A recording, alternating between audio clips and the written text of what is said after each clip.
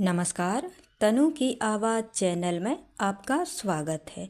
हमारी आज की कहानी है अनपढ़ ही अच्छे। काव्या आज सुबह से ही बहुत उदास और परेशान थी। माँ के बार बार पूछने पर भी उसने कुछ नहीं बताया। वो अपने कमरे में सुबह से ही घुसी हुई थी। आज उसने अपना फ़ोन भी ज़्यादा इस्तेमाल नहीं किया था। दोपहर का समय था। घर में लंच की तैयारी चल रही थी। सुनीता खाना टेबल पर लगा ही रही थी कि उसके घर की डोरबेल बजती है। राघव, जरा देखना कौन है दरवाजे पर।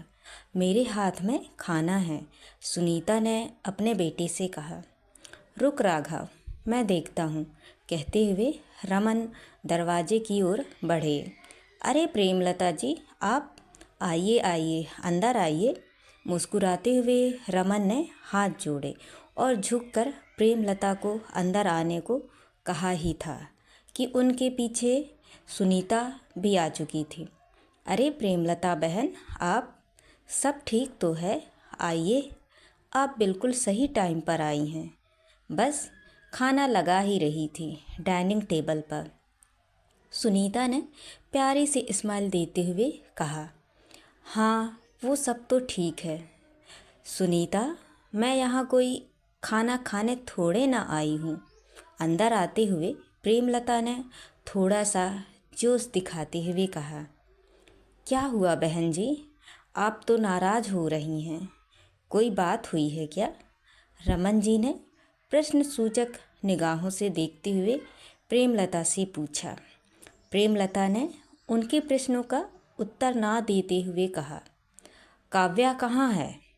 जी वो अपने कमरे में है, अभी बुलाए देती हूँ। पर हुआ क्या है? उसने कुछ किया है? सुनीता ने फिर से वही प्रश्न किया। काव्या का जिक्र चल ही रहा था। तब तक वो भी अपने कमरे से निकलकर बाहर डाइनिंग हॉल में आ जाती है। नमस्ते आंटी जी, काव्या ने अपने सर पर चुन्नी रखते हुए कहा। प्रेमलता को विश किया। नमस्ते नमस्ते, तो ठीक है काव्या, पर ये बताओ तुम कल से सुमित से बात क्यों नहीं कर रही हो और अपना फ़ोन भी क्यों बंद करके बैठी हो? प्रेमलता ने कड़क तेवर में कहा। अब घर के सारे सदस्य सहित प्रेमलता भी काव्या को ही देख रहे थे। देखो सुमित बहुत ही इमोशनल और हठीले स्वभाव का लड़का है। अगर तुम दोनों के बीच कुछ हुआ है तो तुम अपनी ओर से सॉरी बोल के रफा दफा कर दो। मैंने तुम दोनों की सगाई के बाद शादी में 4 हफ्तों का टाइम इसीलिए रखा है ताकि तुम दोनों आपस में बातें कर सको, एक दूसरे को जान सको। इसीलिए नहीं कि रोज़ रोज़ मुंह फुला के गुस्सा करके तुम बैठ जाओ। काव्या, क्या हुआ है? और प्रेमलता आंटी सही तो कह रही हैं। अरे छोटे मोटे झगड़े तो अक्सर होते ही रहते हैं कपल्स में। अब हमें ही देख लो, शादी के इतने दिनों बाद भी तेरी माँ मेरे से रोज़ झगड़ा कर ही लेती है, फिर भी मुझे सॉरी बोलकर मामला को रफा दफा करना ही पड़ता है। रमन ने काव्या से जौली अंदाज में स्माइल के साथ कहा। आप तो रहने ही दो, बच्चों को ऐसे टाइम पर भी यही एग्जाम्पल देना। बेटा काव्या, अगर कुछ है तो हमें बताओ। कल को आपकी शादी सुमित से ही होनी है। इतना अच्छा लड़का हमें फिर नहीं मिलेगा। प्रेमलता दीदी सही कह रही हैं। सुनीता ने भी काव्या को समझाने की पूरी कोशिश की। काव्या, हम तो अपनी दोनों फैमिली के भले के लिए कह रहे हैं। शादी के इनविटेशन कार्ड तक बढ़ चुके हैं, सारे रिलेटिव्स को पता चल चुका है। अब अगर कुछ होता है तो क्या कह के उन्हें मना करेंगे? ये हमारी दोनों फैमिली की नाक का सवाल है। और अब प्रेमलता ने सुनीता की ओर देखा सुनीता, मैंने तुम्हारी बात पर भरोसा करके अपनी दोस्ती को रिश्तेदारी में बदलने की कोशिश की है, लेकिन ये काव्या तो कल से सुमित को नाराज करके बैठी है। वो कह रहा है, माँ तुमने ना जाने कैसी अनपढ़ टाइप की लड़की ढूंढी है मेरे लिए। अब तू तो जानती है सुनीता, मेरा सुमित बाहर पढ़ा लिखा है और ऊपर से थोड़ा हठीला भी है। अगर उसने एक बार मना कर दिया तो फिर अपने बाप की भी नहीं सुनेगा। अब तू ही देख ले, उसे सॉरी बोल बोल के मनाना तो पड़ेगा। अब काव्या कुछ बोलती उससे पहले ही वहाँ पर बैठी काव्या की छोटी बहन गुड़िया बोल पड़ी, दीदी क्यों सॉरी बोलेगी जब उनकी कोई गलती ही नहीं है। तो सॉरी तो आपको और आपके बेटे सुमित को बोलना चाहिए। गुड़िया की बात सुन के सबके सब हक्के बक्के और हैरान होने लगे। क्यों गुड़िया, ये क्या कह रही है तू?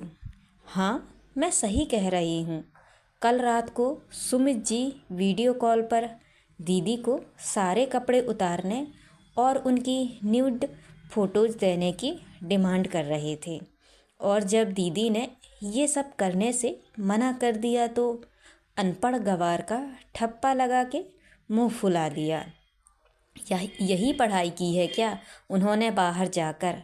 गुड़िया ने रौब झाड़ रही प्रेमलता को उल्टा कटघरे में खड़ा कर दिया। नहीं नहीं, ऐसा नहीं है, तुम शायद गलत समझ रही हो। वो क्या है कि सुमित ज़रा मॉडर्न टाइप का लड़का है तो बोल दिया होगा, इसमें कौन सी बड़ी बात है। और वैसे भी आजकल तो ये सब नॉर्मल हो गया है सोशल मीडिया के ज़माने में। प्रेमलता ने झूठ मूठ की सफाई देकर अपने बच्चे को बचाने की कोशिश कर रही थी। काव्या अभी तक शांत थी और माँ के गले लगकर रोने लग गई थी। आप सही कह रही हैं प्रेमलता जी कि ये हमारे दोनों परिवार के लिए इज्जत और नाक का सवाल है। पर अब सोचने वाली बात ये है कि नाक किसकी कटी है, आपके परिवार की या हमारे परिवार की। अगर आपको किसी भले घर की लड़की के न्यूड फोटो मांगना आधुनिकता और नॉर्मल लगता है तो ये काम आपको मुबारक हो। ये सब हमसे तो ना हो पाएगा।